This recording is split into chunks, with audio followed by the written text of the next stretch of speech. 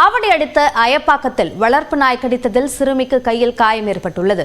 விவரங்களை தருகிறார் செய்தியாளர் கன்னியப்பன். கன்னியப்பன், விவரங்களை பதிவு செய்யுங்கள்.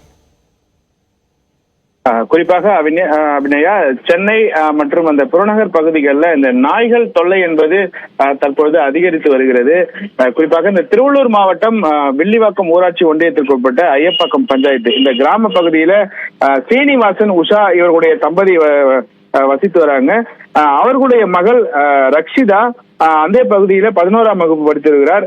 அந்த பகுதியில முன்னதாக அந்த விநாயகர் சதுர்த்தி அன்று அவர் தங்கியிருந்த வீட்டிலிருந்து தங்கியிருந்த அந்த குடியிருப்பு பகுதிக்கு பலகாரம் எடுத்து சென்று கொடுக்க அது அந்த வழியாக சென்று கொண்டிருந்த பொழுது அந்த வளர்ப்பு நாய் ஒன்று ராப்டர் என்று சொல்லக்கூடிய அந்த நாய் அந்த ரக்ஷிதாவின் கையில் பலமாக கடித்திருக்கிறது.